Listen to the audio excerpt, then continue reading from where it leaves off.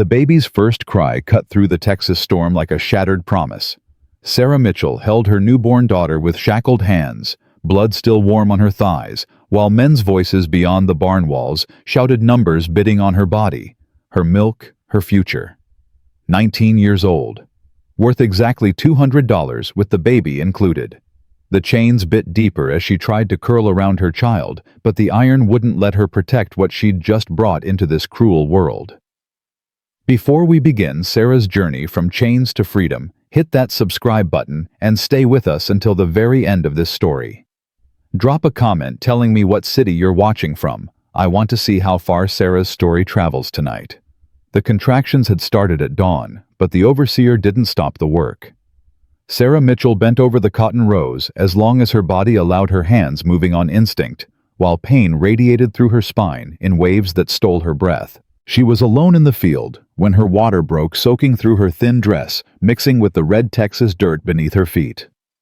"Get back to the barn," the overseer's wife had said, not unkindly, but not kindly either.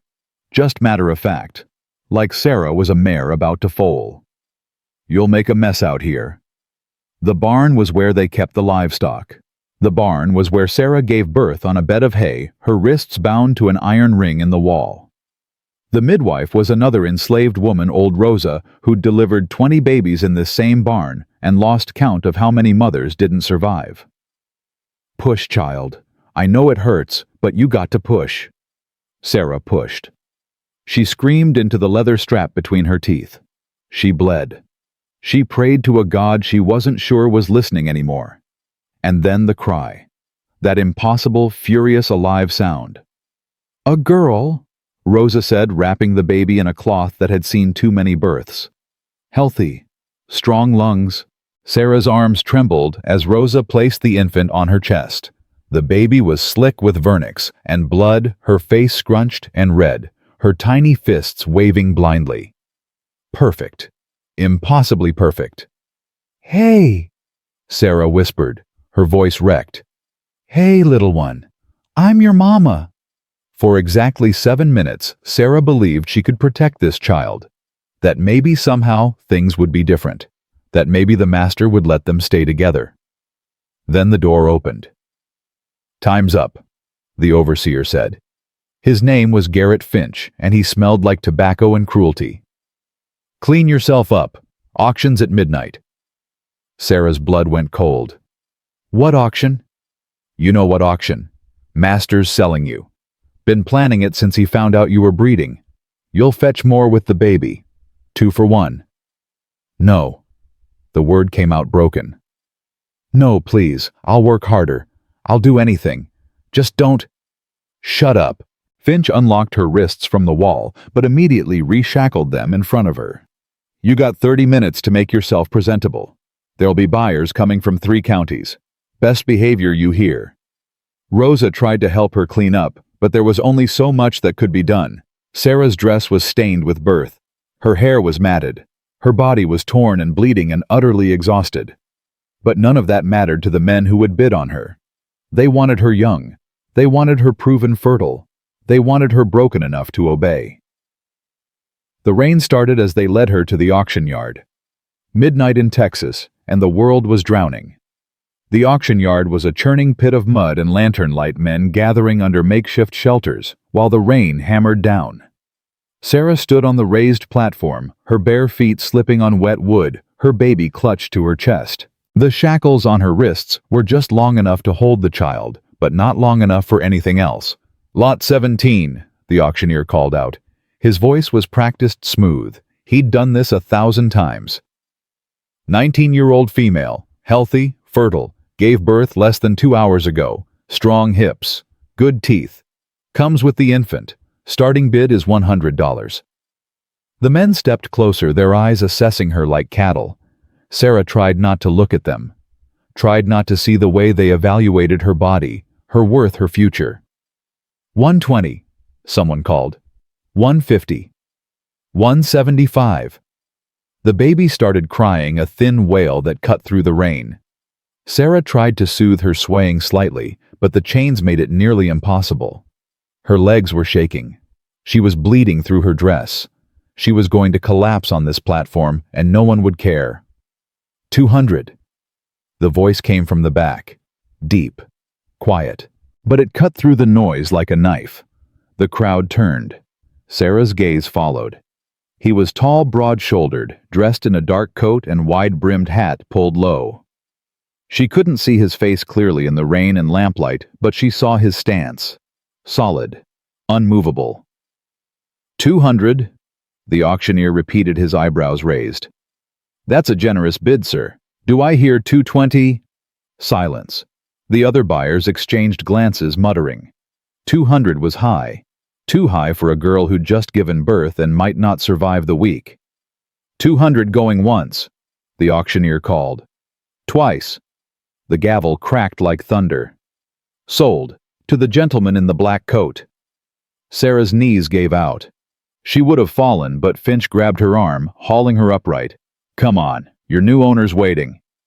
They dragged her down the steps through the mud toward a small table where the stranger stood counting out bills. Sarah couldn't stop shaking. The baby was screaming now, her little face bright red. Sarah tried to hold her closer, but the chains— Here's your purchase, Finch said, shoving Sarah forward. 1 breeder, 1 infant. Papers are in order. The stranger didn't respond immediately. He finished counting the money, then turned. Sarah got her first clear look at him. He was maybe mid-30s, weathered by sun and hardship. His eyes were pale gray, sharp and guarded. His jaw was set hard. He looked like a man who'd seen too much and expected nothing good from the world. He looked at her, really looked. Not at her body, at her face, at her eyes. Can you walk? He asked. His voice was low, quiet, respectful almost. Sarah didn't trust it. She nodded. My wagon's over there. Get in. Finch unlocked her shackles with a metallic clatter and walked away without another word.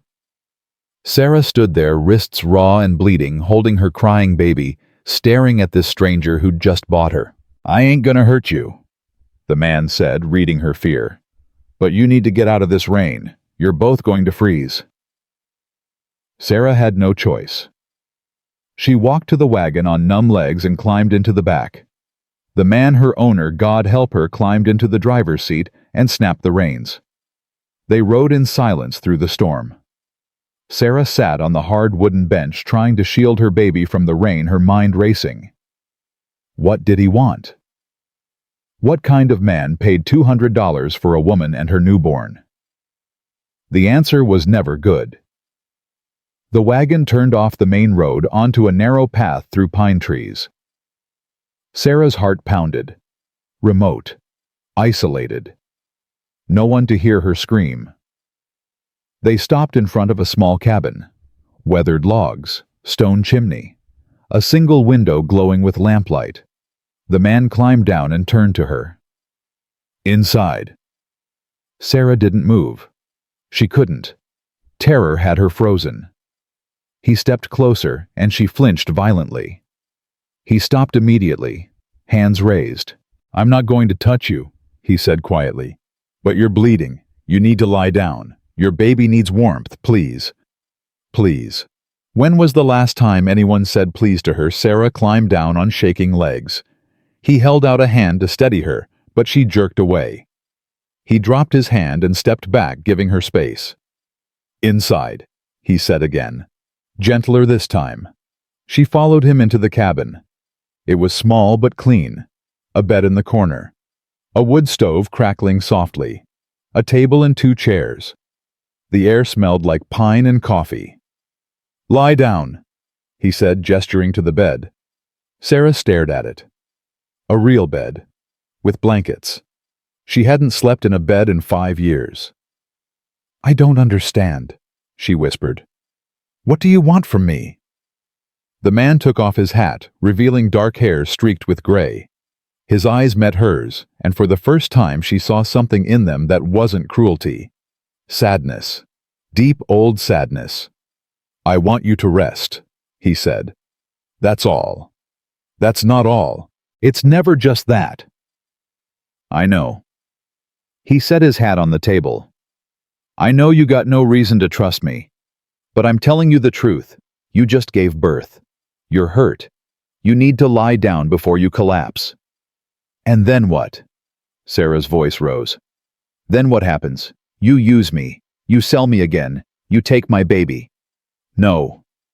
The word was flat. Certain. "None of that." "Then why did you buy me?" He was quiet for a long moment. Then he said, "Because nobody else should have." Sarah stared at him, trying to understand. Trying to find the lie, the trap, the cruelty hiding beneath the words. "What's your name?" she asked. "Hail. Hail Murdoch." "I'm Sarah, Sarah Mitchell."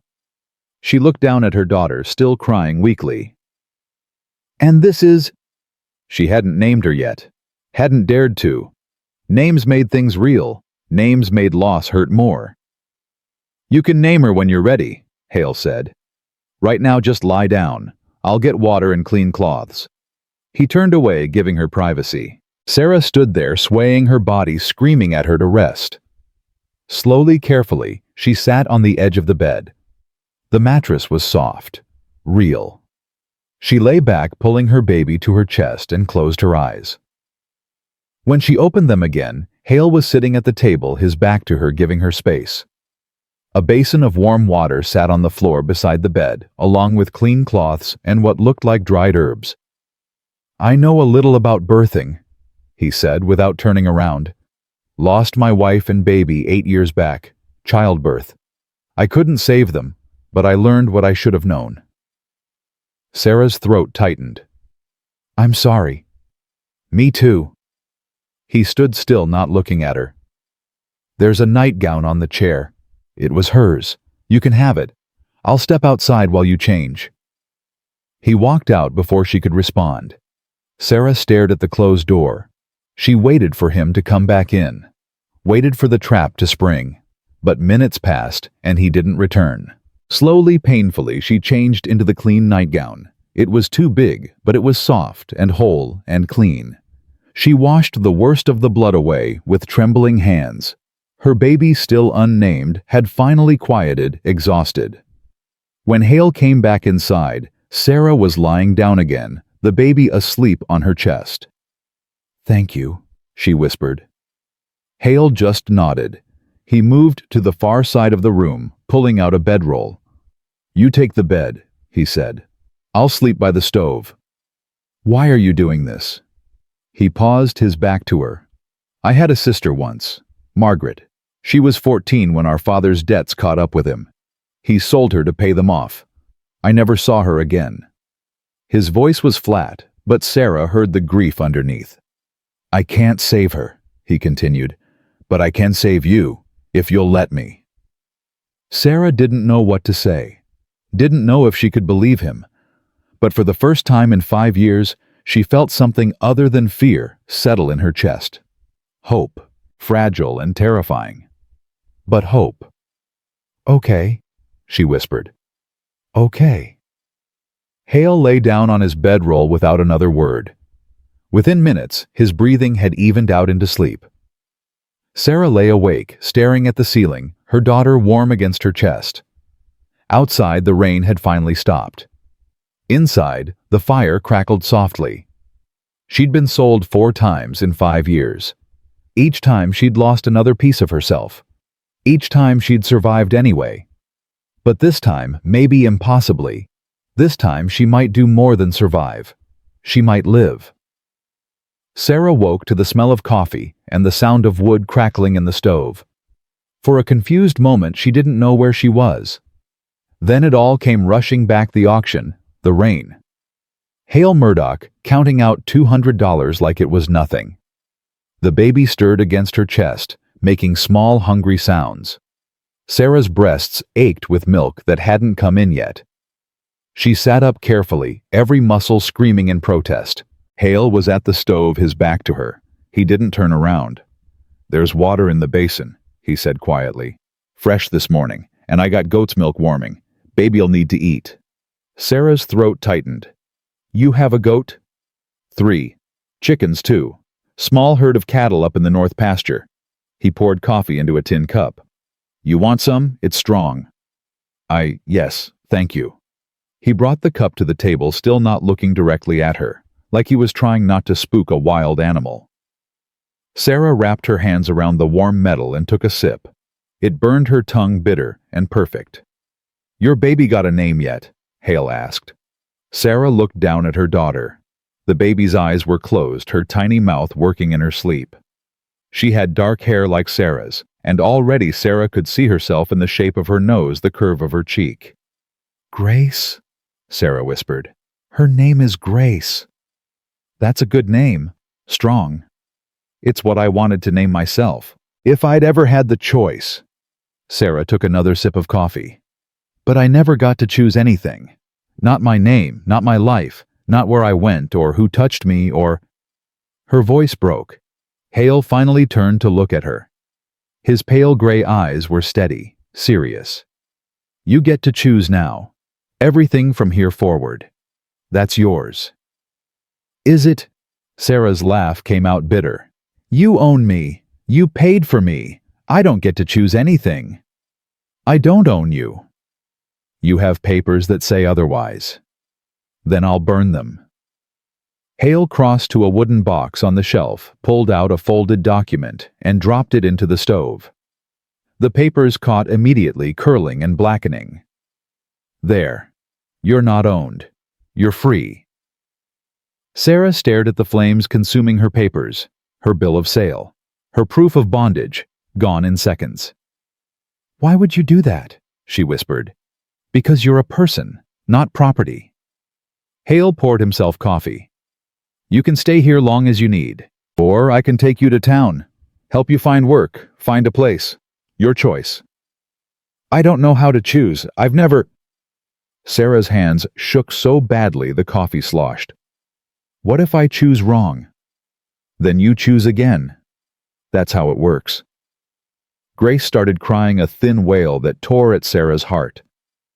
She tried to shift the baby to her breast, but her body wasn't cooperating. Her milk hadn't come in yet, and Grace was getting more frantic. Here. Hail brought over a small bottle with a cloth tied around the opening. Goat's milk. It ain't perfect, but it'll keep her fed until yours comes in.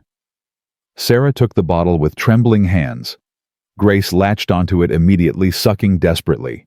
Relief flooded through Sarah, so powerful it made her dizzy. Thank you, she managed. You keep saying that. You don't owe me gratitude. What do I owe you? Nothing. Hail sat down at the table, keeping distance between them. You don't owe me a damn thing, Sarah. The way he said her name like she was a person, not a thing, made her chest ache. They sat in silence while Grace ate. Sarah watched her daughter's tiny face, the way her eyes tried to focus the complete trust in how she took the milk. This small person had no idea what kind of world she'd been born into. No idea that 3 hours ago men were bidding on her like livestock. What happens when more men come? Sarah asked quietly. Men with papers, men with claims. What happens then? Then I handle it. How? You can't just... I can do whatever needs doing. Hail's voice was flat, certain. Nobody's taking you or Grace. I promise you that. You can't promise that. Men like the ones at that auction. I know what kind of men they are. Something dark crossed Hail's face. I know exactly what they do. But they're not touching you, not while I'm breathing. Sarah wanted to believe him. God, she wanted to believe him so badly it physically hurt. But belief was dangerous. Belief got you destroyed. Grace finished the bottle and immediately spit up on Sarah's borrowed nightgown. Sarah tried to clean it up, but she was so exhausted her hands wouldn't cooperate. Let me. Hail brought over clean cloths. You need to rest. You lost a lot of blood last night. I'm fine. You're not fine. You gave birth 6 hours ago in a barn with your hands chained. His voice was quiet, but firm. Lie down. I'll watch Grace. I can't just... Sarah. He looked at her directly. When's the last time you slept more than 2 hours? She couldn't remember. Months, maybe. Back when she was still working the cotton fields pregnant and terrified, sleeping on dirt floors with one eye open. Exactly. Hail held out his hands. "Give me Grace. I know how to hold babies. I'll keep her safe." Sarah's every instinct screamed not to let go, not to trust. But her body was shutting down exhaustion, pulling her under like drowning. Slowly, she handed Grace to Hail. He took her with careful, practiced hands, settling her against his chest. Grace made a small sound and then relaxed her tiny fist curling against his shirt. "Sleep," Hail said. "I got her." Sarah lay back on the bed and was unconscious before her head hit the pillow. She woke to voices, men's voices. Outside. Sarah's eyes snapped open, terror flooding her system. She tried to sit up, but her body protested viciously. Grace wasn't in the cabin. Panic seized her. "Grace?" She tried to call out, but her voice came out as a croak. The door opened. Hail stepped inside, Grace asleep in his arms. "Shh," he said quietly. "She's fine. Just some neighbors checking on things. They're gone now." "What did they want?" "To see who I brought home." Hale's jaw was tight. "Small towns talk. They saw the wagon last night." "What did you tell them?" "That you're my wife, that Grace is ours." He met her eyes. "Easier that way. Less questions." Sarah's breath caught. "Your wife?" "Only if you want people to think that. It's just a story. Keeps folks from asking too many questions about where you came from." He paused. "Unless you'd rather tell them the truth." "No." The word came out fast. "No, I can't if they know." "Then we stick to the story. You're Sarah Murdoch. Grace is our daughter. We moved here from Kansas. Simple." Sarah Murdoch. The name felt foreign, impossible, but also safe. A new name meant new papers, new life, new chances. "Okay," she whispered. "Okay." Over the next 3 days, Sarah learned the rhythm of Hale's life. He woke before dawn to tend the animals. He chopped wood, mended fences, did the 1,000 small tasks that kept a ranch running. He cooked simple meals, eggs, bread, venison stew, and never complained when Sarah couldn't eat much. He never touched her without asking first. Never raised his voice. Never looked at her the way the men at the auction had. On the 4th morning, Sarah woke to find Grace crying and Hale pacing with her, trying everything to soothe her. "I think she's got colic," he said, exhaustion clear in his voice. "I've tried everything. Warm milk, walking, singing, she just keeps crying." Sarah struggled to sit up. Her body was healing, but slowly. "Let me try." Hale brought Grace over. The baby was red-faced and furious, her little fists clenched. Sarah held her against her chest and started humming an old song her own mother had sung before Sarah was sold away. Grace's crying slowly subsided into hiccups, then quiet. "How did you do that?" Hale asked. "I don't know. Maybe she just needed her mama." Something shifted in Hale's expression. "You're a good mother, Sarah." "I don't know what I'm doing. I'm terrified all the time that I'll—" Her voice broke. "That I'll fail her. That I won't be enough." "You're more than enough." Hale sat down at the table. "Grace is lucky to have you. She's lucky to have you too." Sarah looked at him. "You didn't have to do any of this. Buy us, bring us here, take care of us. Why did you really—" Hale was quiet for a long moment. Then he said, "My sister Margaret was sold when she was 14. I was 12, too young to stop it. Too weak. I watched them drag her away screaming and I couldn't do anything." His hands clenched into fists. "She begged our father not to sell her. Begged him. He did it anyway. Hale. I never saw her again. Never found out what happened to her. Whether she lived or died or—" He stopped, his jaw working. "I can't save Margaret. But I could save you. So I did." Sarah's throat was so tight she could barely breathe. "I'm not her." "I know that. You're Sarah. You're your own person." He looked at her. "But maybe saving you means Margaret's suffering wasn't for nothing. Maybe it means something good came out of all that pain." Before Sarah could respond, hoofbeats sounded outside, multiple horses. Hale's whole body went rigid. He stood moving to the rifle above the door. "Stay inside," he said quietly. "No matter what." "Hale." "Stay inside, Sarah." He stepped out onto the porch, rifle in hand. Sarah rushed to the window, Grace clutched to her chest. 3 men on horseback, all armed. The leader was a thick-set man with a cruel face. Sarah recognized immediately Marcus Webb, one of the buyers from the auction. "Murdoch," Webb called out. "We need to talk." "About what?" Hale's voice was level, but Sarah could see the tension in his shoulders. "About the girl you bought. Turns out there was a prior contract. Legal and binding." Webb pulled out a folded paper. "She belongs to me. Has for 3 years. That auction was invalid." Sarah's blood turned to ice. No, this couldn't be happening. "You got proof of that contract?" Hale asked. "Right here, signed and notarized." Webb smiled, showing yellow teeth. "Now I'm a reasonable man. I'll give you back your 200 and take the girl off your hands. No hard feelings. She's not for sale. She's not yours to keep. Contract says she's mine. You want to argue with the law?" Sarah watched Hale's hands tighten on the rifle. For a moment, she thought he might shoot. Then he lowered it slightly. "How much for that contract?" Webb blinked. "What? The contract. How much you want for it?" "It's not for sale, Murdoch. The girl is." "Everything's for sale." Hale pulled money from his pocket. "I got $400 right here. That's double what you paid originally. Take it and ride off." Webb's eyes narrowed. "Why would you pay that much for a used-up breeder and her brat?" "Because I don't like you." Hale's voice was flat. 400. Take it or leave it." The other 2 men exchanged glances. 400 was a fortune, more than most men made in a year. Webb sat there calculating. Finally, he spat into the dirt and held out his hand. "Give it here." Hale counted out the bills slowly, deliberately. Webb snatched them, counted them twice, then pulled out the contract and threw it in the mud. "She's your problem now," he sneered.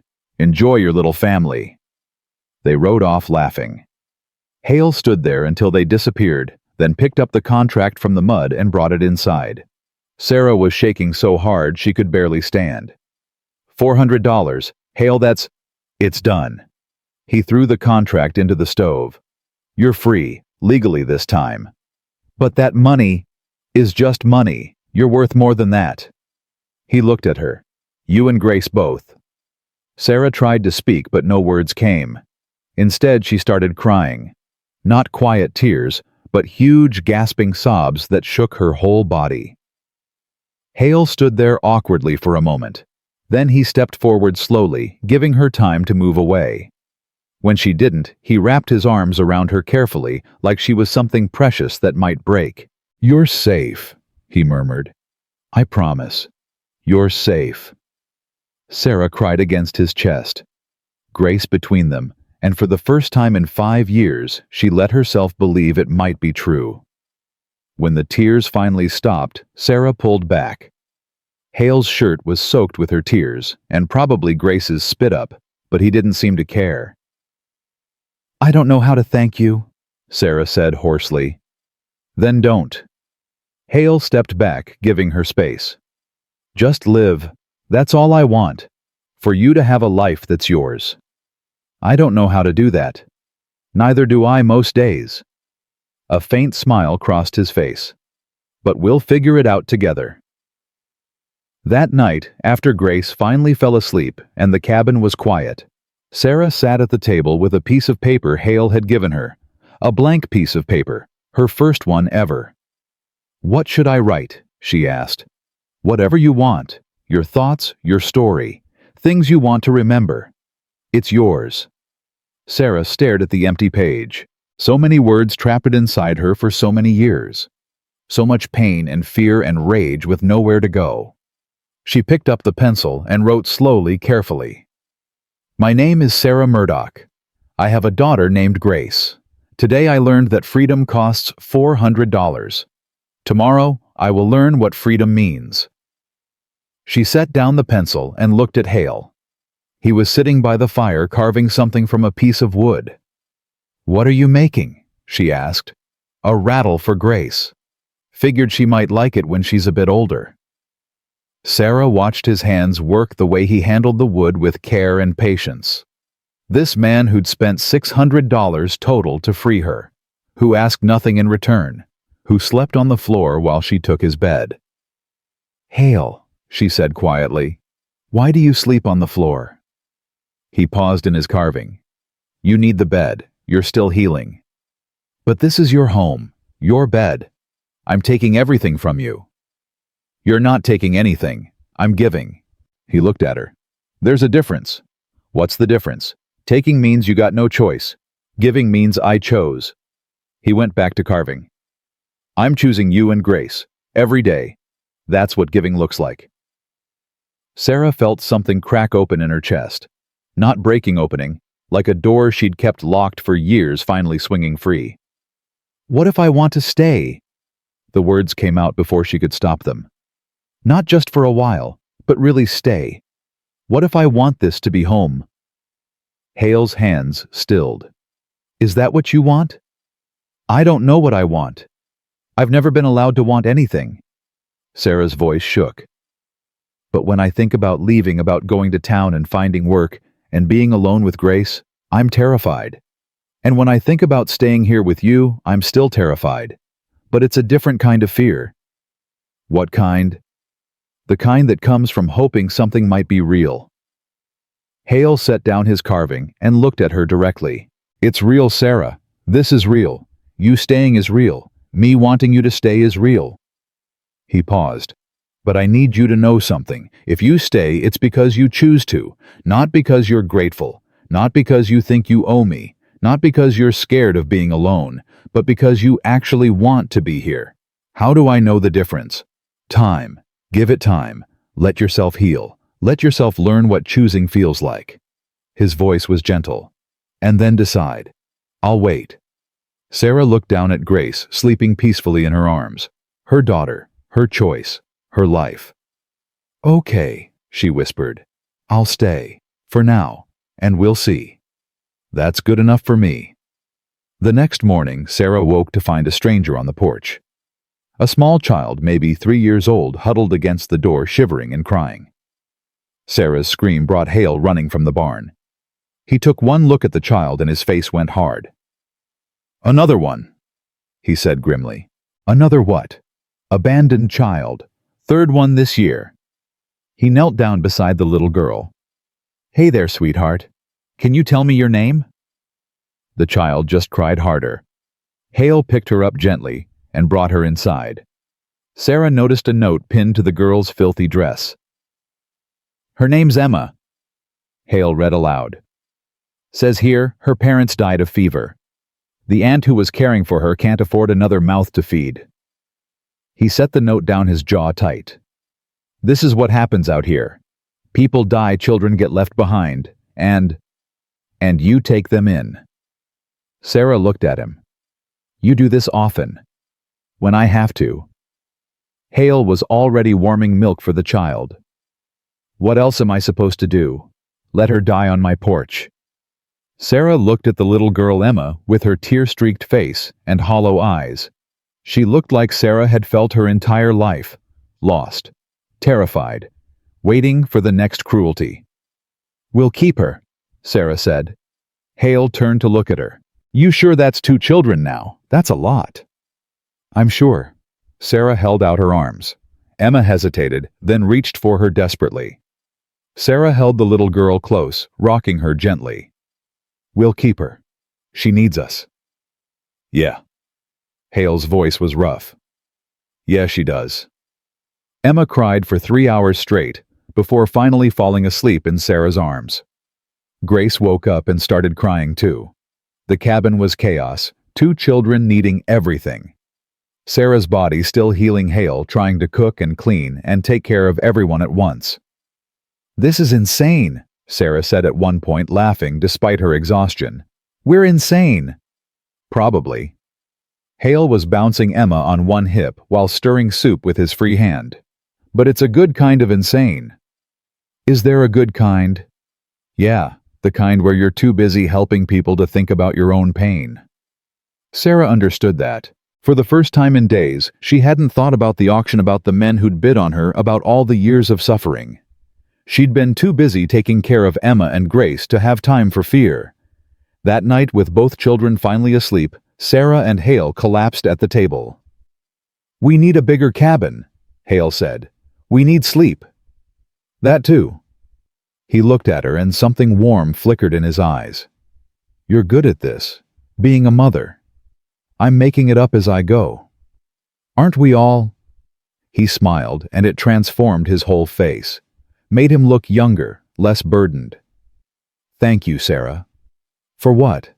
"For staying, for helping, for being here." He paused. "For making this feel like a home instead of just a place I exist." Sarah's throat tightened. "Thank you for giving me a reason to stay." They sat there in the lamplight, two broken people trying to build something whole, and Sarah thought maybe, just maybe, this was what family was supposed to feel like. Not blood, not obligation, just choice, just staying, just love growing quietly in the spaces between the words they didn't know how to say yet. Emma wouldn't eat. 3 days in their cabin, and the child refused everything Sarah offered: milk bread, even the sweet preserves Hail had bought in town months ago. She just sat in the corner staring at nothing, her small body getting thinner by the hour. "She's going to die if she doesn't eat," Sarah said, her voice tight with fear. Grace was nursing peacefully, but Emma was fading right in front of them. Hail knelt beside the little girl. "Emma, sweetheart, you need to eat something, just a little bit." Emma turned her face away. "Maybe she's sick," Sarah said. "Maybe there's something wrong we can't see. Or maybe she's grieving." Hail sat back on his heels. "Her parents just died. Her aunt threw her away. She's 3 years old and her whole world ended." Sarah's chest ached. She knew that feeling. Knew what it was like to have your world ripped apart and be expected to just keep breathing. She set Grace in her cradle and moved to sit beside Emma, not touching, just close. "I know you're scared," Sarah said quietly. "I know you don't understand why your mama and papa aren't here. I know your aunt should have kept you but didn't." She paused. "I know what it feels like when nobody wants you." Emma's eyes flickered toward her. "But we want you," Sarah continued. "Me and Hail and Grace. We want you here. We want you to stay. We want you to live." Her voice cracked. "Please, Emma. Please eat something." Emma stared at her for a long moment. Then slowly she reached out and took Sarah's hand. "Mama," she whispered. Sarah's breath caught. "I can be, if you want me to be." Emma nodded, tears streaming down her face. Sarah pulled her close, and Emma clung to her like drowning. "I got you," Sarah murmured. "I got you, baby girl. You're not alone anymore." Emma ate after that. Small bites at first, then more. Within a week, color was coming back to her cheeks. She started talking quiet words, tentative questions.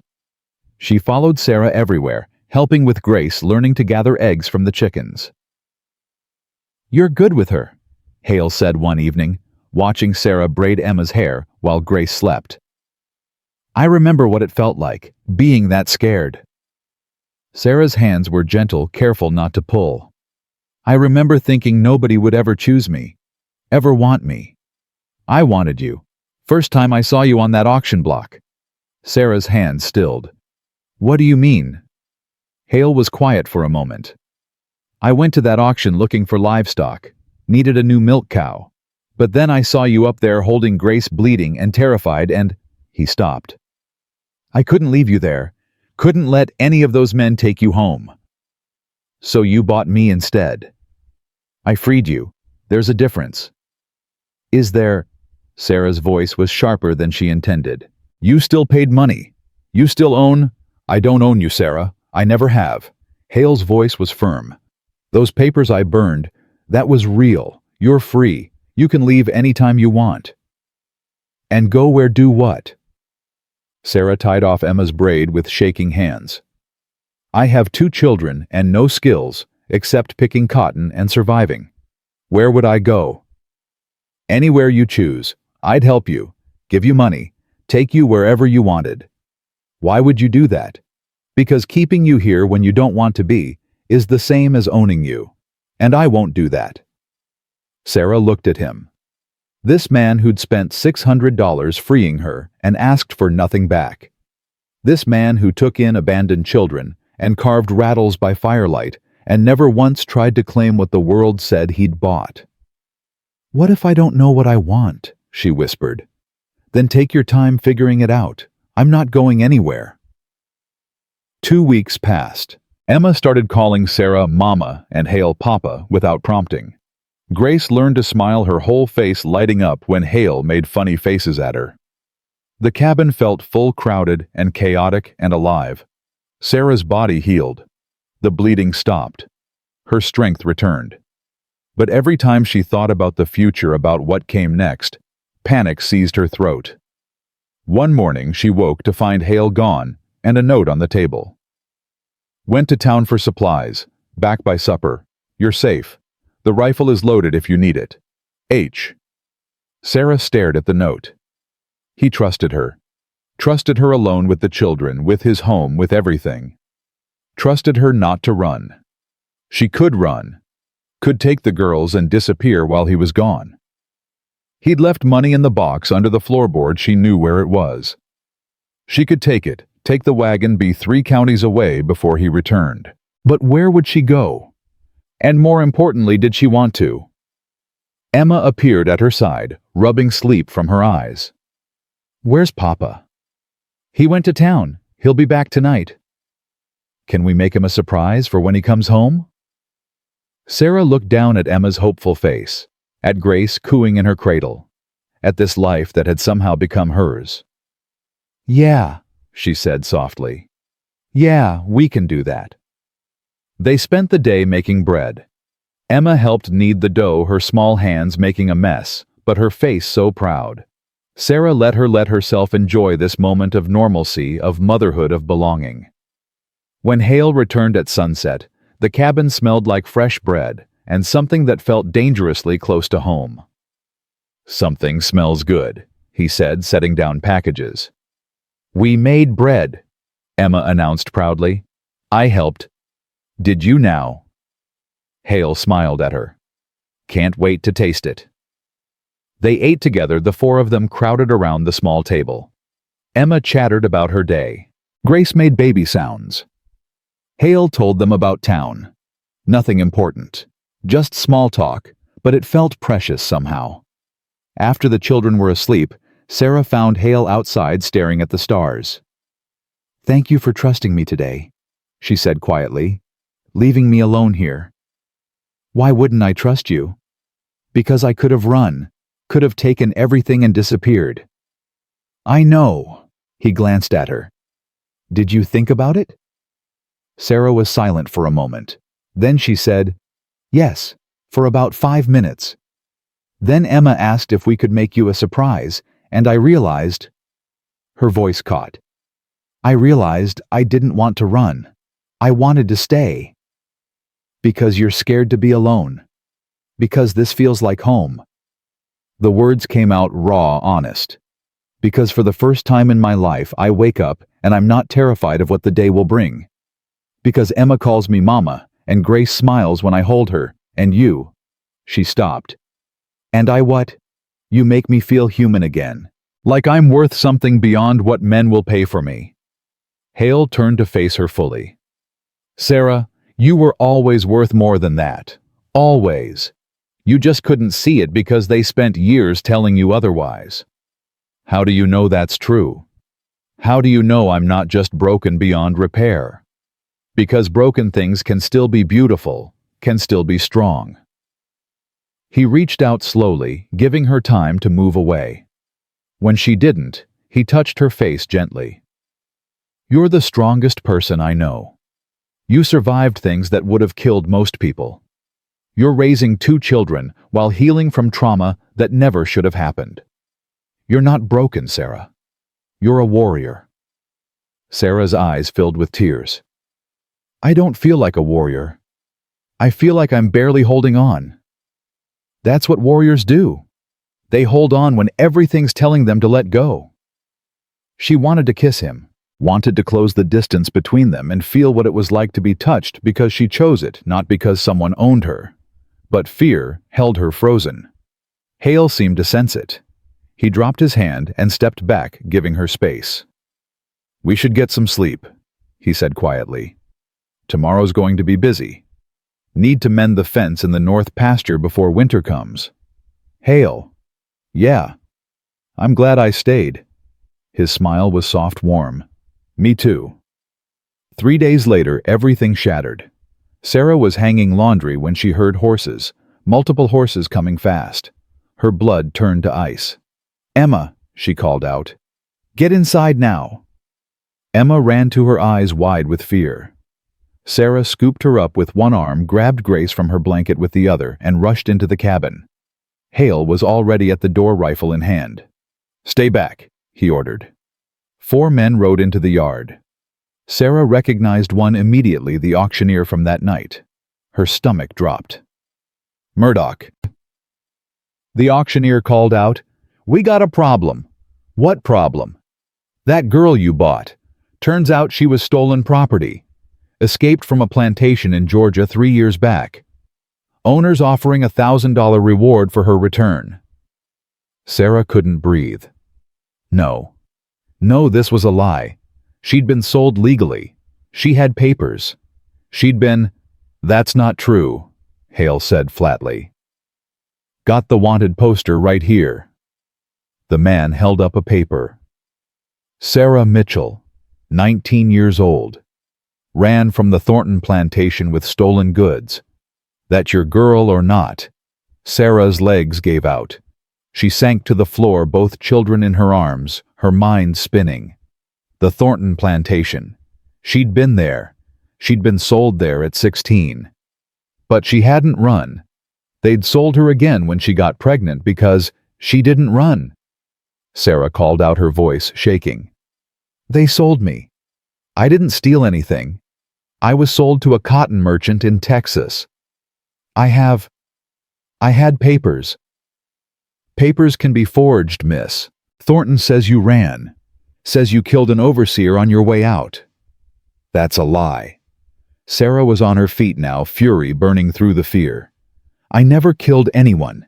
They sold me because I was pregnant, and the master didn't want—" She stopped, realizing what she was admitting. "Well, now that's interesting." The auctioneer smiled coldly. "So you were carrying Thornton's bastard.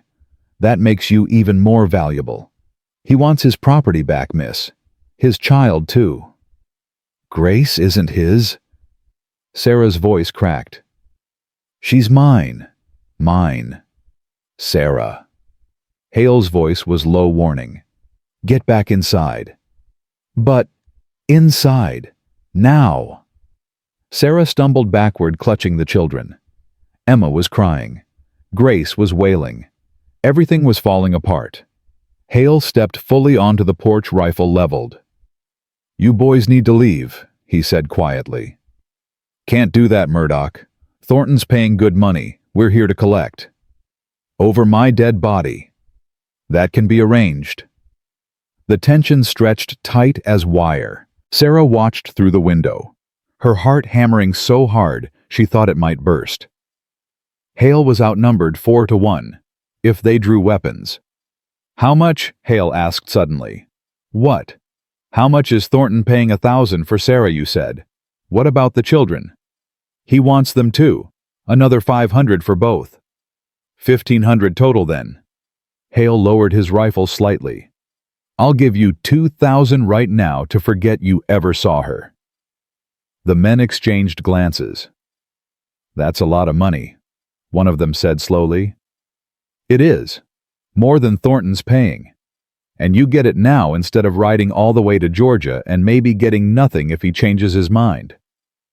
Why would you pay that much? Because she's my wife. Those are my daughters, and I don't let anyone take my family. Sarah's breath caught. My wife. My daughters. My family. The auctioneer considered, his eyes calculating.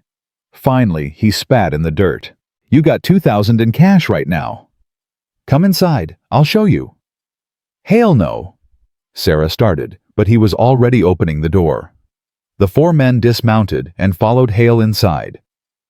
Sarah backed into the corner, the children clutched to her chest. Hale moved to the loose floorboard and pulled up his box.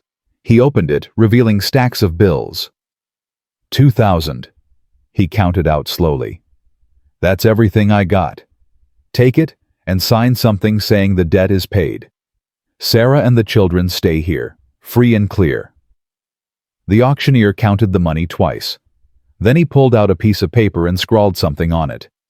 Says here, Sarah Murdoch is legally purchased from the Thornton plantation for full value. All claims cleared. He shoved the paper at Hale. She's your problem now. They left. Hale stood there holding the paper, staring at his empty money box.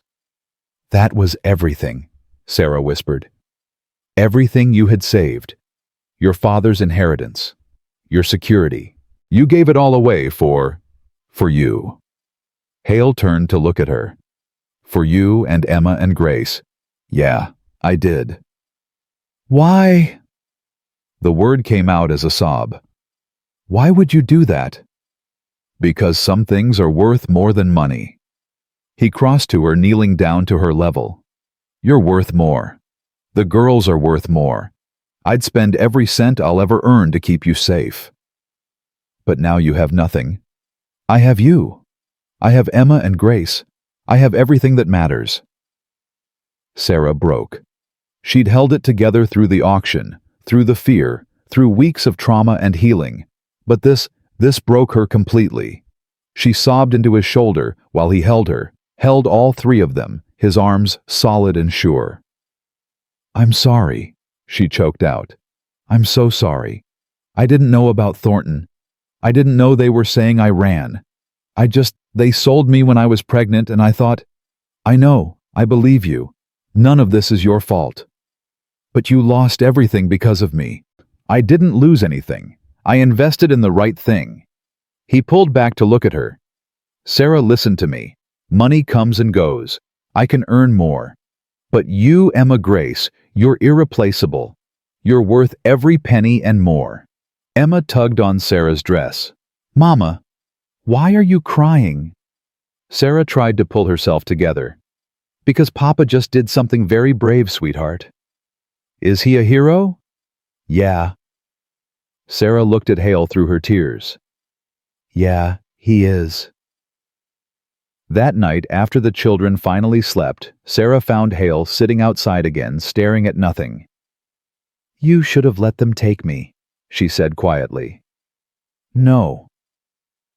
Hale, that was your entire life savings. You have nothing left. Winter's coming, and I have a family. He looked at her. That's more than I've had in 8 years. That's more than I ever thought I'd have again. What if more men come? What if Thornton sends others? What if... Then I'll handle it, however many times it takes, whatever it costs. His voice was firm, certain. Nobody's taking you, Sarah. Nobody. You can't promise that. Watch me.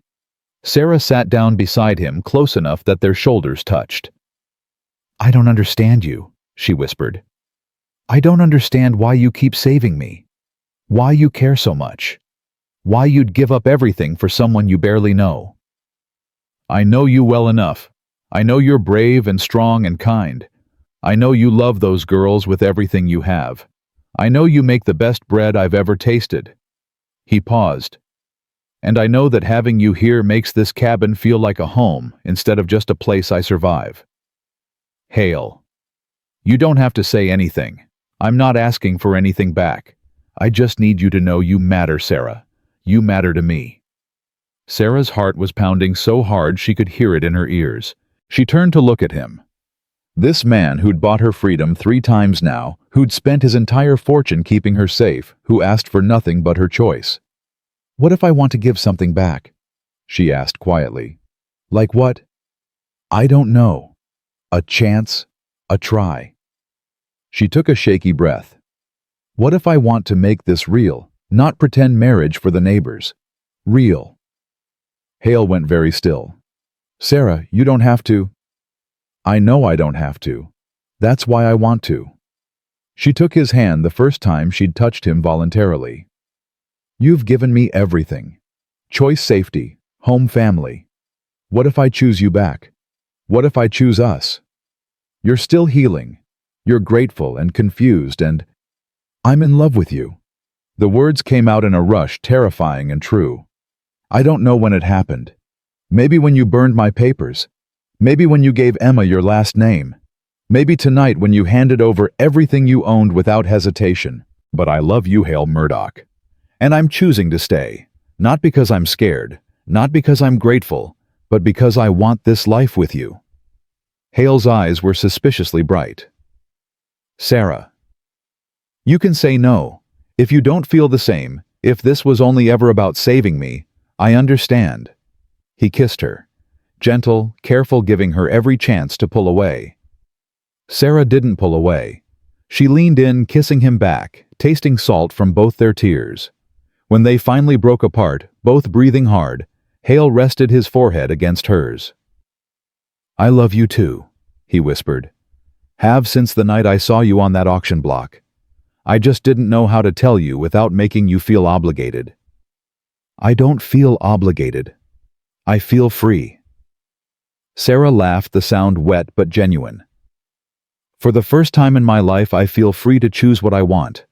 And I want you. I want this family. I want this life. Even though I'm broke now, even though winter's coming and we have nothing saved, we have each other. We have the girls. We have this land and your skills and my determination." She squeezed his hand. "We'll figure it out. Together." "Together," he repeated like a promise. "Yeah, together." They sat there under the stars, holding hands like young lovers, while inside the cabin their daughters slept peacefully, and outside, the world tried to tear them apart and failed. The next morning, Sarah woke to Emma shaking her shoulder. "Mama, Mama, wake up. There's a baby on the porch." Sarah's eyes snapped open. "What? A baby? Come look." Sarah stumbled out of bed and followed Emma to the door. Sure enough, on the porch was a basket with a newborn inside, maybe a few days old, wrapped in a tattered blanket. A note was pinned to the cloth. Sarah picked up the baby with shaking hands. The infant was tiny, underfed, but breathing.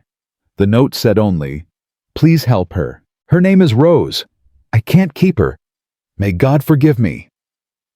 Hale appeared behind her, already dressed for the day. "Another one," he said quietly. "Another one." Sarah looked at him. "This has happened before. 3 times in the past 2 years. People hear there's a man out here who takes in strays. They leave children hoping I'll care for them. And do you? What else am I supposed to do?" Sarah looked down at baby Rose, this tiny, unwanted life left on their doorstep, like yesterday's trash. Her heart ached. "We keep her," she said firmly. "Sarah, we just took in Emma. We have Grace.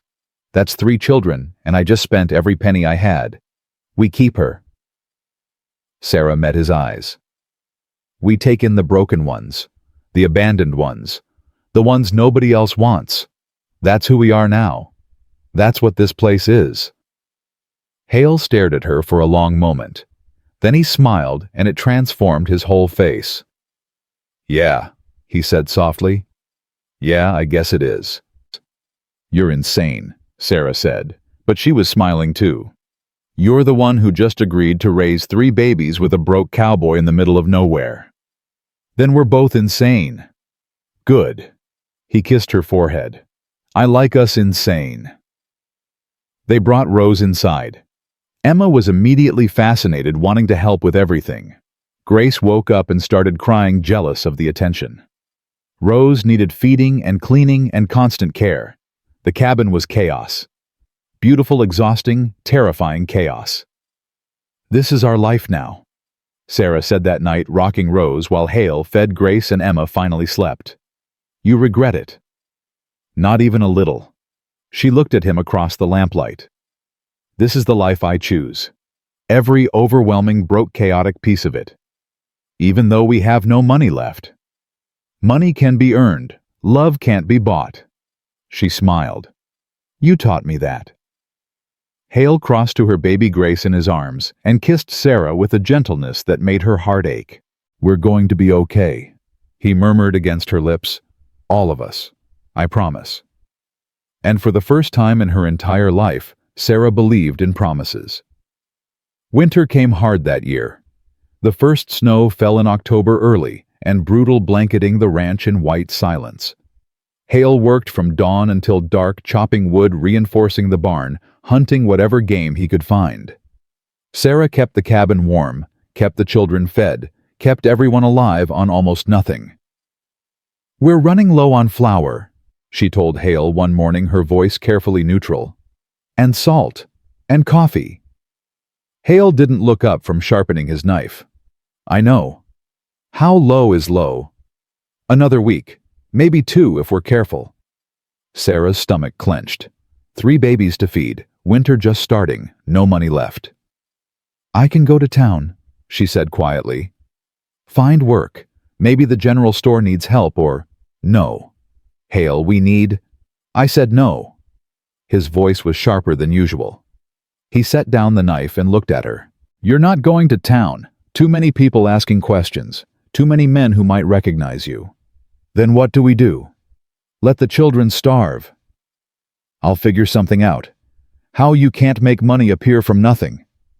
Hale stood abruptly, his chair scraping loud against the floor. "I said I'll figure it out, Sarah.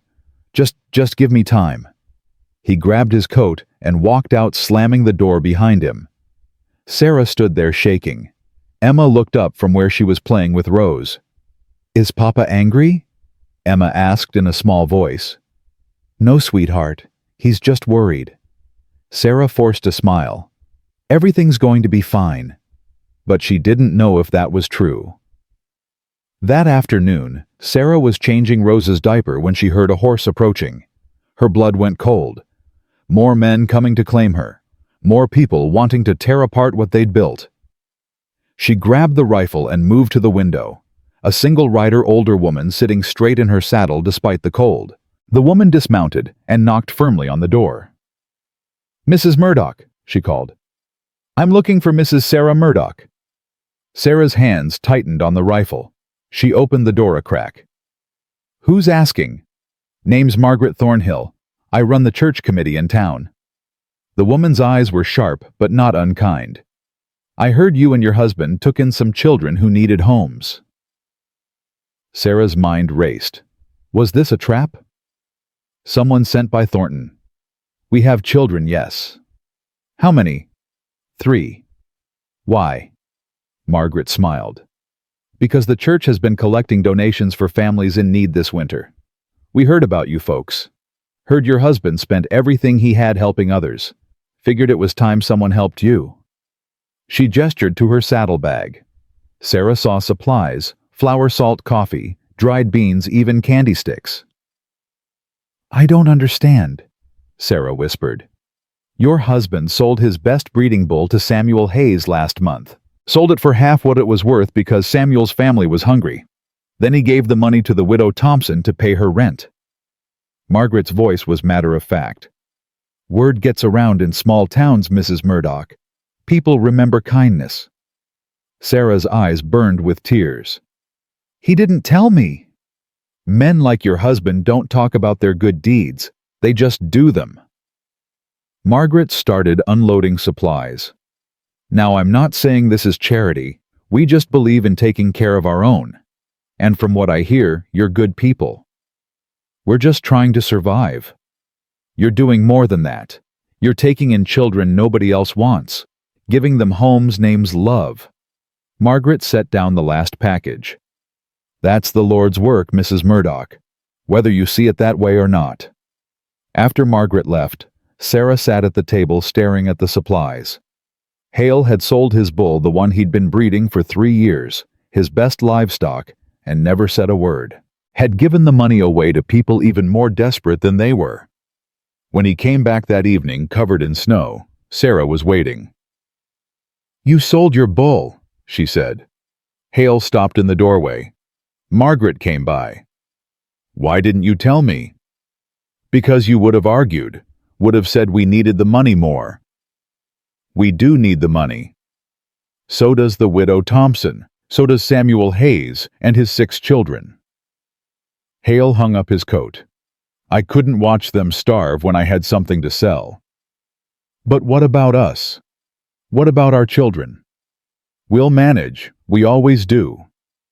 Sarah stood, fury and love wearing in her chest. "You can't save everyone, Hale. You can't give away everything we have every time someone needs help." "Why not?" "Because we have 3 babies. Because winter's barely started. Because—" Her voice broke. "Because I can't lose you. If you work yourself to death trying to save the whole world, what happens to us?" Hale crossed to her in 3 strides and pulled her close. "You're not going to lose me. I promise." "You can't promise that." "I can try." He kissed her hair. "Sarah, I know I should have told you. I know we need to make decisions together. But I saw Thompson's children, they're starving. Actually starving. I couldn't—" "I know." Sarah pressed her face against his chest. "I know. That's why I love you. That's also why you terrify me. I terrify you. Your goodness terrifies me. Because the world doesn't deserve people like you. The world breaks people like you. Then you'll just have to help keep me from breaking." Sarah looked up at him. "Is that a proposal? We're already married in the eyes of the law, but—" He pulled back slightly. "I want to make it real. Proper. Not just papers saying you're mine. I want you to choose it. Choose me. Choose us." "I already have." "Then marry me again. This spring, when the flowers bloom, let's stand in front of God and everyone and make vows that mean something." Sarah's breath caught. "You want a real wedding. I want you to have the wedding you never got. The one you deserve." His voice was soft. "I want Emma to see her mama and papa make promises. I want Grace and Rose to grow up knowing their parents chose each other. I want—" He stopped. "I want you to be my wife because you want to be. Not because I bought you. Not because you're grateful. Because you love me. I do love you. Then marry me. Properly this time." Sarah kissed him, tasting salt from both their tears. "Yes. Yes, I'll marry you." Emma squealed from where she'd been listening. "Mama and Papa are getting married." "We're already married, sweetheart." Sarah laughed. "But now it's real." Emma danced around the cabin. "Can I have a pretty dress?" "Yes," Hale said. "Yes, you can have the prettiest dress we can make." That night, after the children finally slept, Sarah lay in bed with Hale for the first time. Not out of obligation or fear, but because she chose to. Because she wanted to be close to him. "I'm scared," she whispered into the darkness. "Of what?" "That I'm not good at this. At being a wife. At being intimate without—" She stopped. "All my experience with men has been—" "I know." Hale pulled her closer. "We don't have to do anything you're not ready for. We can just sleep, just be close. That's enough for me." "Is it?" "Sarah, I waited 8 years after Emma died. I can wait as long as you need." But Sarah didn't want to wait. Didn't want fear to control her anymore. She turned to face him, her hand trembling as she touched his face. "Teach me," she whispered. "Teach me what it's like when it's chosen, when it's love." So he did. Slow and gentle and patient, showing her that touch could be kind, that intimacy could be beautiful, that her body was hers to share, not something to be taken. Afterward, Sarah cried. Not from pain or fear, but from relief. From the overwhelming realization that she was free. Truly, finally free. "You okay?" Hail asked, holding her close. "I'm perfect." Sarah laughed through her tears. "I'm perfectly, impossibly okay." "Good. Because I love you, Sarah Murdoch. And I'm going to spend the rest of my life making sure you know it." 2 weeks before the wedding disaster struck, Emma woke up burning with fever, her small body shaking with chills. Sarah tried everything: cool cloths, willow bark tea, prayers whispered in the dark, but the fever wouldn't break. "We need a doctor," Sarah told Hail on the second day, her voice tight with fear. "Nearest doctor is in town, 20 miles through snow." "Then go, please, Hail, she's getting worse." Hail looked at Emma, her face flushed and her breathing labored, and his jaw tightened. "I'll leave at first light. You stay here, keep her cool, keep her comfortable." He grabbed his coat. "I'll be back as fast as I can." But first light came with a blizzard, wind howling, snow falling so thick you couldn't see 3 feet ahead. Hail stood at the door staring at the white wall of weather, his hands clenched into fists. "You can't go in this," Sarah said, even though it killed her to say it. "You'll die before you make it a mile." "Emma might die if I don't." "Then we save her ourselves. You know medicine. You said you learned after your wife. You know what to do." Hail turned to look at Emma, then back at Sarah.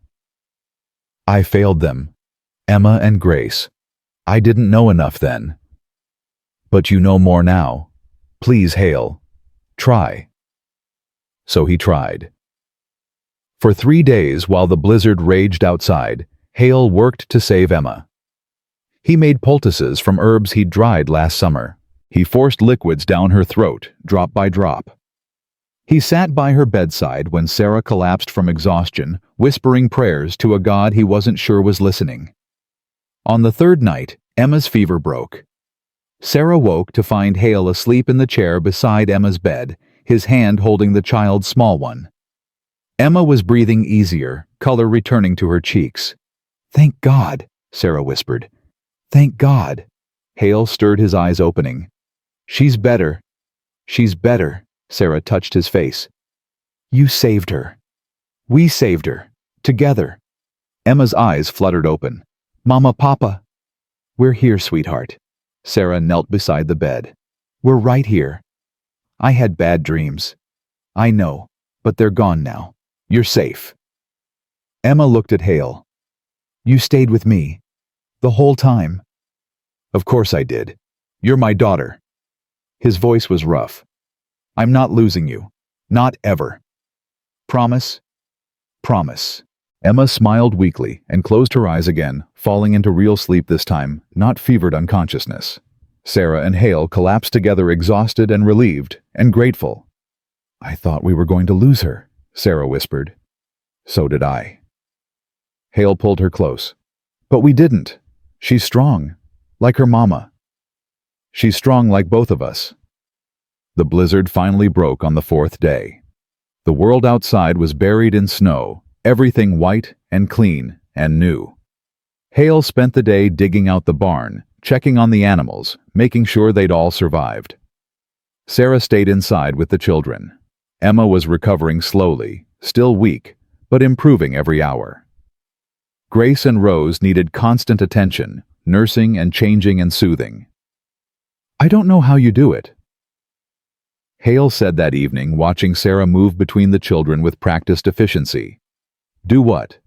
Take care of everyone. Stay calm. Keep going even when you're exhausted." "I learned from the best." Sarah smiled at him. "You do the same thing. You just do it with animals and buildings instead of babies." "It's not the same. Isn't it?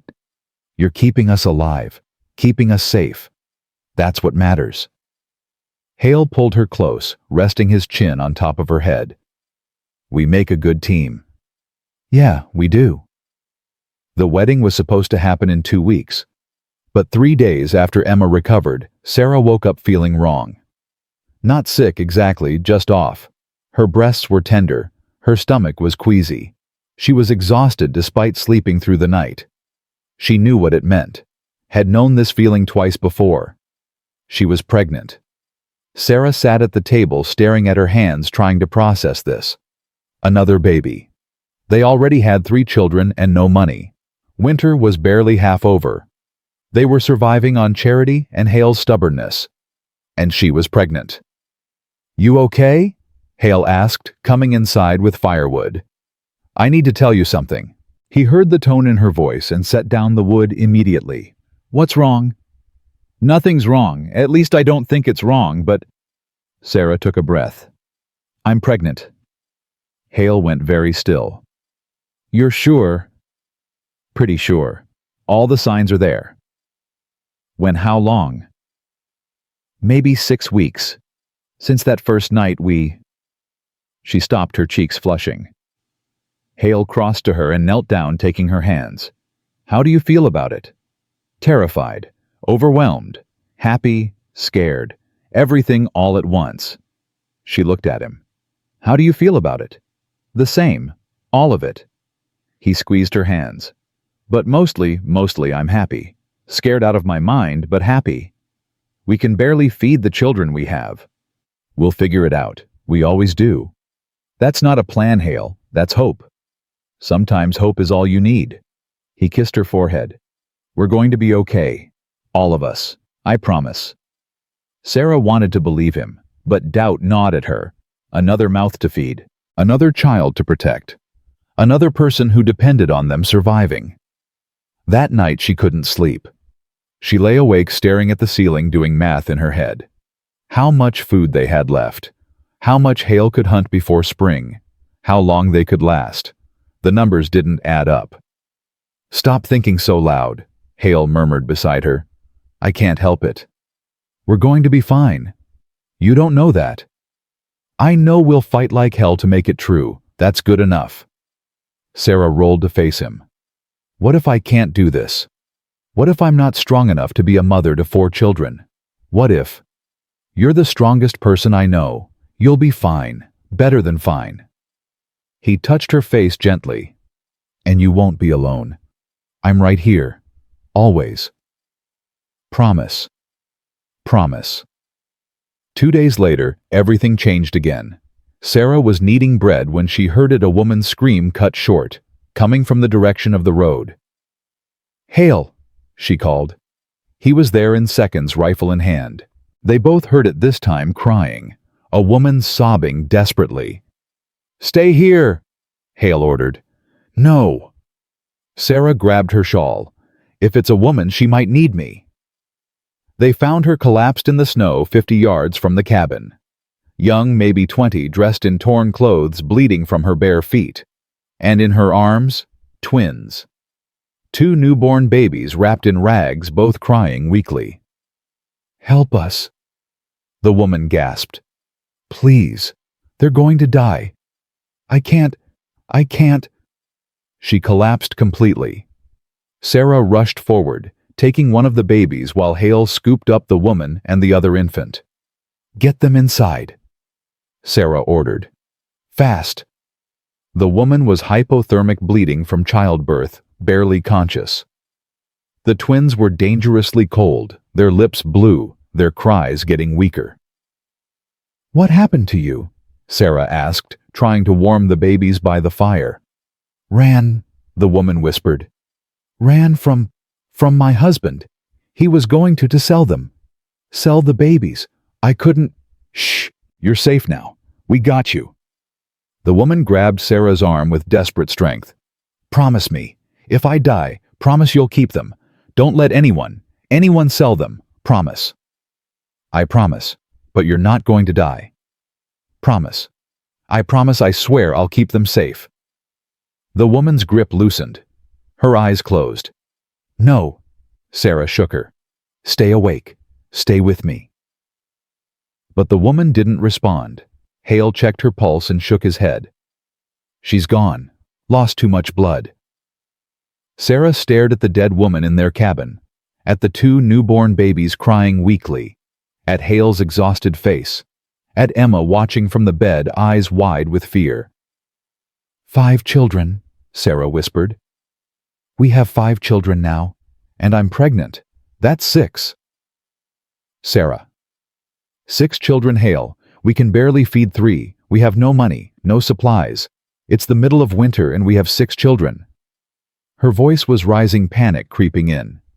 Hale took her shoulders gently. Breathe. Just breathe. I can't. This is too much. We can't. Yes, we can. We'll figure it out. His voice was calm, certain. We always do. That's not enough anymore. Hoping isn't enough. We need... Sarah's voice broke. We need a miracle. Then we'll make one. Together. Hale kissed her forehead. I'm not letting any of these children die, and I'm not letting you break. We're going to survive this. All of us. Sarah wanted to believe him. But as she looked at the 5 babies who now depended on them, at the dead woman on their floor, at the empty cupboards and the long winter ahead, she didn't know if belief was enough. What do we do? She whispered. First we take care of the living. Then we bury the dead. Then we keep going. Hale's jaw was set hard. That's all we can do. Keep going. So they did. They warmed the twins, a boy and a girl. They fed them goat's milk drop by drop. They wrapped the dead woman in clean cloth and prepared to bury her when the ground thawed enough. That night, with 5 children in various states of sleep around them, Sarah and Hale sat at the table, exhausted beyond measure. I don't even know her name, Sarah said quietly. That woman. She died saving her babies, and I don't know her name. We'll give her one, and we'll make sure her children know she loved them enough to die for them. What are we going to call the twins? Hale was quiet for a moment. What do you want to call them? Hope, because that's what we need right now. Sarah looked at the tiny girl sleeping in the cradle they'd hastily made. Hope for her, and for the boy. She paused. What about Thomas? After my father, before he sold me, when he was still good. Hope and Thomas. Hale nodded. Good names, strong names. They're going to need to be strong, all of them.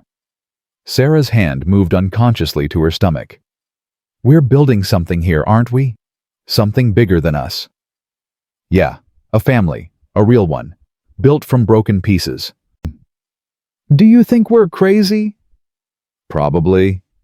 Hale smiled tiredly. But I wouldn't want to be crazy with anyone else. Sarah laughed despite everything. We're getting married in 2 weeks with 6 children and no money. Best wedding there ever was. You're insane. You love me anyway. Yeah. Sarah reached across the table and took his hand. Yeah, I do. Outside, snow started falling again. Inside, 6 children slept peacefully, trusting that the 2 broken people who'd found each other would somehow keep them all alive. And Sarah, for the first time since this all started, believed they actually might. The morning of the wedding, Sarah woke to find the cabin empty, except for the children. A note sat on the table in Hale's rough handwriting. Gone to town. Back by noon. Trust me. H. Sarah's stomach clenched. Town meant people. People meant questions. Questions meant danger. But Hale had asked her to trust him, so she would try. She spent the morning preparing. Margaret Thornhill had helped her make a simple dress from blue cotton. Nothing fancy, but clean and whole, and hers. Emma wore the yellow dress they'd sewn together, so excited she could barely sit still. The babies were bathed and dressed in their best clothes, which wasn't much, but it was enough. Do I look pretty, Mama? Emma twirled her dress, spinning. You look beautiful, sweetheart. So do you. Emma touched Sarah's face gently. You look happy. Sarah realized it was true. Despite everything, the poverty, the fear, the 6 children, the pregnancy, she was happy. Genuinely, impossibly happy. Hale returned at noon, exactly driving a wagon Sarah had never seen before. Behind him rode 20 people on horseback. 20. Sarah's blood went cold. Had he betrayed her? Brought people to take her back to Thornton? But then she saw Margaret Thornhill climbing down from her horse smiling warmly, saw Samuel Hayes and his family, saw the widow Thompson, saw faces she recognized from town people who'd heard about the family taking in unwanted children. "What's happening?" Sarah whispered as Hale approached. "A wedding. A real one." He took her hands. "I know you were scared of people knowing about us. But Sarah, these folks, they want to be here. They want to celebrate with us. They brought food supplies, gifts. They want to help." "But what if someone recognizes me? What if—" "Nobody here cares where you came from. They only care who you are now." Hale squeezed her hands. "You're Sarah Murdoch. You're the woman who takes in broken children and gives them love. That's all that matters to them." Margaret stepped forward. "Mrs. Murdoch, we brought a preacher from the next county. He doesn't know your history and doesn't need to. We told him you and Hale have been living as man and wife, but want to make it proper before God. That's the truth, isn't it?" Sarah's throat was too tight to speak. She nodded. "Then let's get you married." They gathered in front of the cabin. The preacher was an old man with kind eyes who didn't ask uncomfortable questions. He simply opened his Bible and began. "Dearly beloved, we are gathered here today to witness the union of Hail Murdoch and Sarah Mitchell in holy matrimony." "It's Sarah Murdoch," Emma piped up. "She's already mama. Now it's just official." Laughter rippled through the small crowd. The preacher smiled. "My apologies. Hail Murdoch and Sarah Murdoch, already united in heart, now to be united in law." He looked at Hale. "Do you, Hale, take Sarah to be your lawfully wedded wife? To have and to hold in sickness and in health, for richer or poorer, as long as you both shall live?" Hale looked at Sarah, his gray eyes steady and sure. "I do. I take her freely, completely, forever. She's my choice, today and every day after." The preacher turned to Sarah. "And do you, Sarah, take Hale to be your lawfully wedded husband, to have and to hold in sickness and in health, for richer or poorer, as long as you both shall live?" Sarah's hands were shaking. She looked at this man who'd bought her freedom 3 times, who'd spent his last dollar keeping her safe, who'd given her a home and a family and a life worth living. "I do," she said, her voice strong. "I choose him. I choose this life. I choose love over fear. I choose staying. Then by the power vested in me, I now pronounce you husband and wife. What God has joined together, let no man put asunder."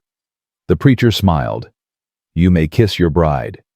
Hale pulled Sarah close and kissed her while the crowd cheered and Emma danced and the babies cried and everything was perfect chaos. When they finally broke apart, both crying and laughing, Margaret stepped forward with a basket. "We all brought something," she said. "It's not much, but—" The basket was full. Flour, sugar coffee, dried meat, beans, rice, even a small bag of penny candy for Emma. Other people came forward with blankets, baby clothes, a hand-carved cradle firewood already chopped and stacked. "We can't accept all this," Sarah said, overwhelmed. "Of course you can," Samuel Hayes said. "You helped us when we were starving. Now we help you. That's how community works. But we don't have anything to give back. You're raising 6 children nobody else wanted. You're teaching Emma to read. You're showing all of us what real Christianity looks like." Margaret's voice was firm.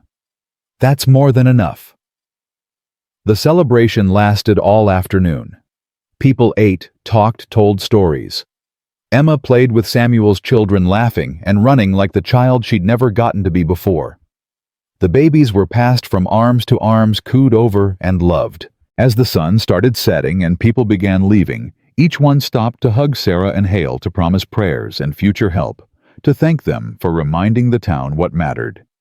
When the last wagon disappeared down the road, Sarah stood with Hale in front of their cabin, watching the sunset paint the snow gold and pink. "I can't believe you did this," she said quietly. "You deserved a real wedding, a real celebration. I meant bringing all those people, trusting them with our story." I didn't tell them everything, just enough. Hale pulled her close. But Sarah, we can't keep living in fear. Can't keep hiding. At some point we have to trust that most people are good. That community matters. What if you're wrong? What if someone... Then we'll handle it. Together. He kissed her hair. But I don't think I'm wrong. Those people out there, they see what we're building.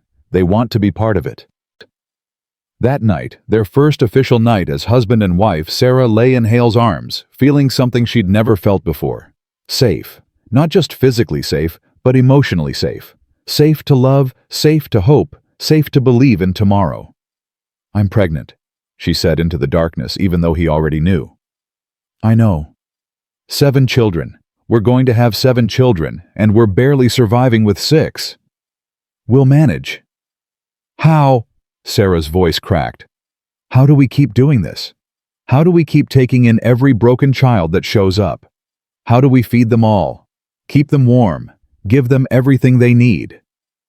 Hale was quiet for a long moment. Then he said, We don't have to take in more children. We can say no next time. Focus on the ones we have. Can we? Sarah looked at him. Can you actually turn away a child who needs help? No. His voice was rough. No, I can't. Neither can I. Sarah laughed despite herself. We're building an orphanage, aren't we?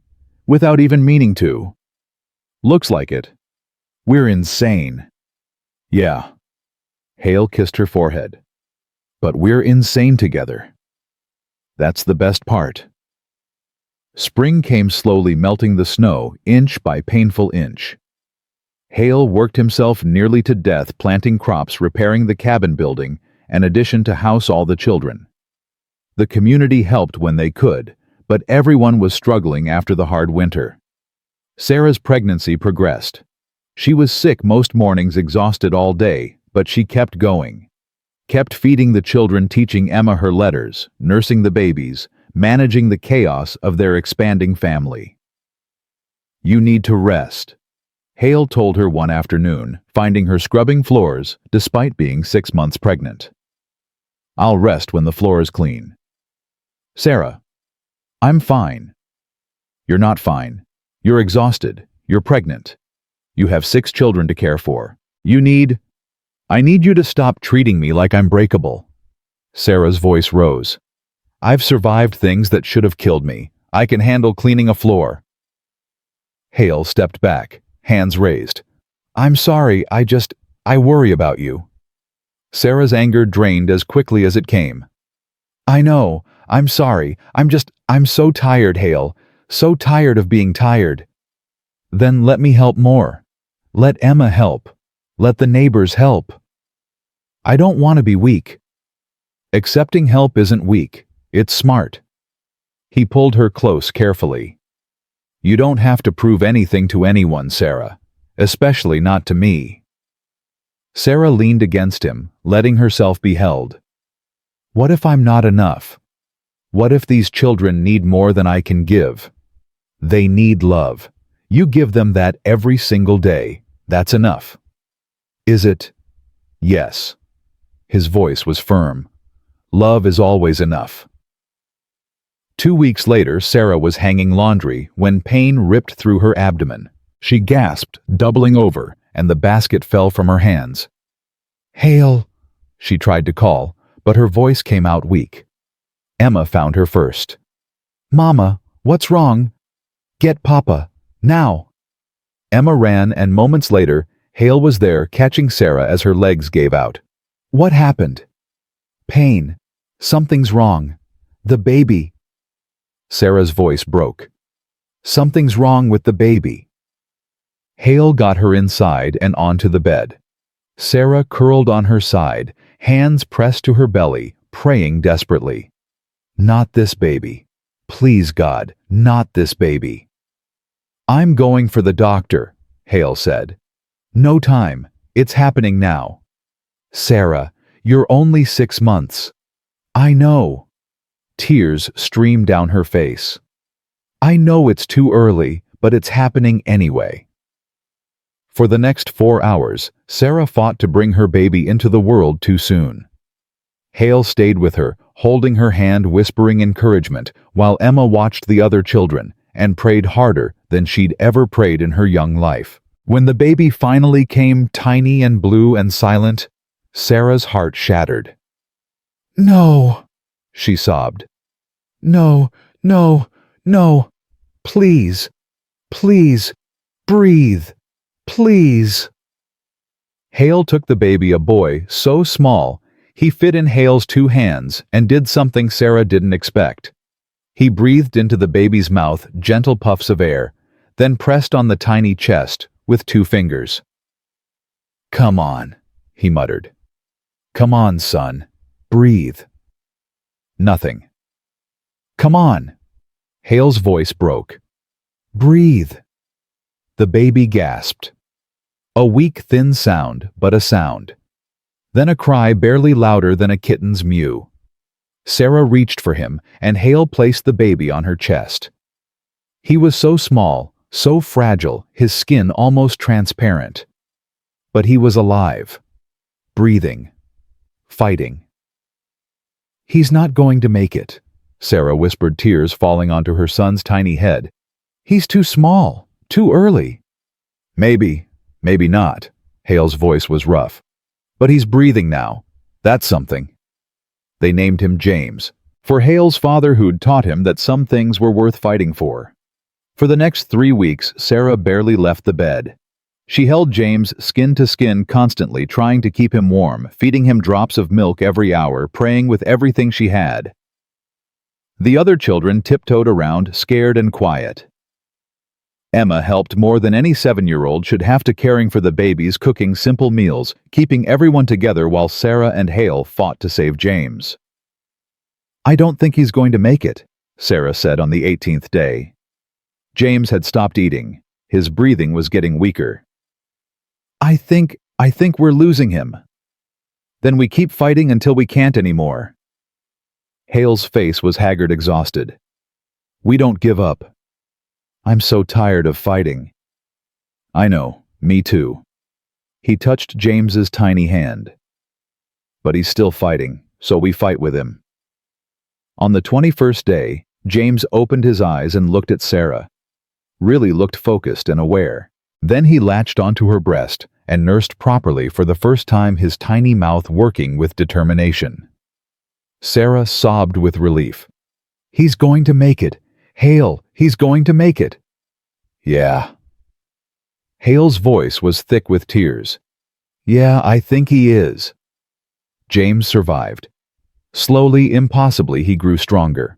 By 2 months old, he'd caught up to where a newborn should be. By 3 months, he was thriving, his lungs strong, his appetite fierce.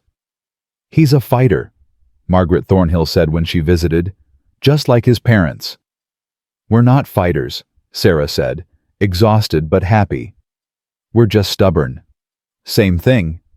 Margaret smiled. "You know, people are talking about you too, about this family you're building." "What are they saying?" "That you're doing God's work, taking in children nobody wants, loving them like they're your own." Margaret paused. "There are other children who need homes, Sarah. Orphans, abandoned babies, children whose parents died. People are starting to ask if you'd take more."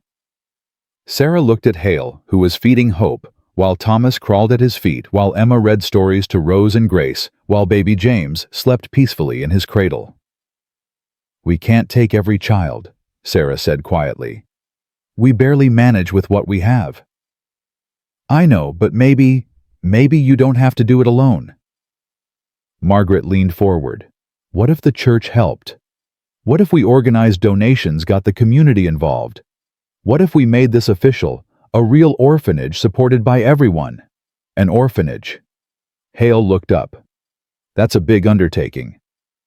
"So is what you're already doing. You're just doing it without support." Margaret's voice was passionate. "Let us help. Let this be bigger than just you two. Let it be what this town needs." Sarah and Hale exchanged a long look. An orphanage. A real one. It was terrifying and impossible, and exactly what they'd been building without even realizing it. "We'll think about it," Hale said finally. "Don't think too long. There are 3 more children waiting right now. No place to go. No one to take them. Margaret stood. You have a gift for this. Both of you. Don't waste it because you're scared. After she left, Sarah sat at the table, her head in her hands. We can't, she said. We can't take more children. We can barely handle 7. We have no money, no space, no...